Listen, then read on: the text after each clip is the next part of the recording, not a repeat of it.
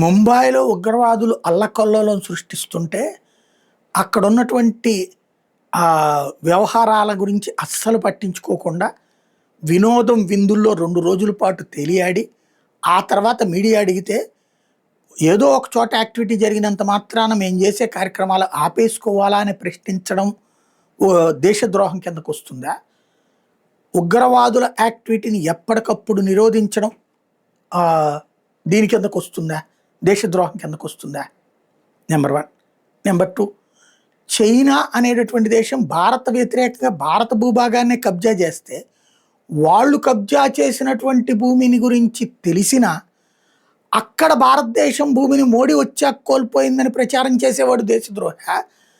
ఆ భూమిని కోల్పోవడానికి కారణమైనటువంటి ఆ చైనాతో ఒప్పందం చేసుకున్నటువంటి కాంగ్రెస్ పార్టీకి సంబంధించిన అధినేత అయినటువంటి రాహుల్ గాంధీ దేశద్రోహ.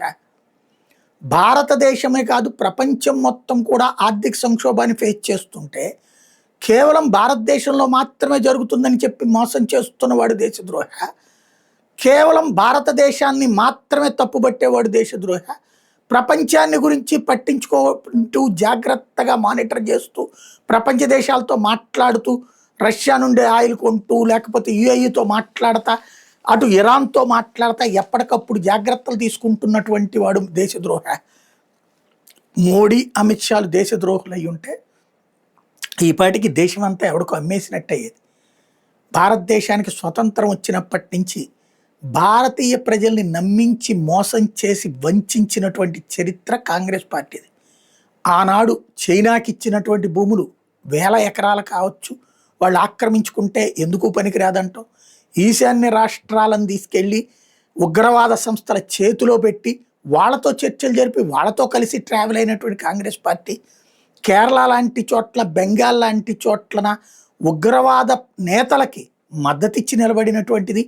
IUML లాంటి ఉగ్ర కార్యకలాపాల ప్రోత్సాహక సంస్థకి తోడ్పాటు నడిపినటువంటిది, ఉగ్రవాదానికి తోడు నిలబడ్డటువంటిది. ఇప్పటికి కూడా ఉగ్రవాదులకి దేశద్రోహులకి ఆశ్రయం ఇస్తూ లేదా వాళ్ళకి అండగా నిలబడుతున్నటువంటి కాంగ్రెస్ పార్టీ దేశద్రోహం చేస్తుందా? ఆ ఉగ్రవాదులు అంతు చూసి బెంగాల్ లాంటి చోట్ల కూడా ప్రజాస్వామ్యబద్ధంగానే పోరాడి అధికారంలోకి తీసుకొచ్చిన వాళ్ళు ఉగ్రవాదులు అవుతారా? ప్రజలు డిసైడ్ చేస్తారు.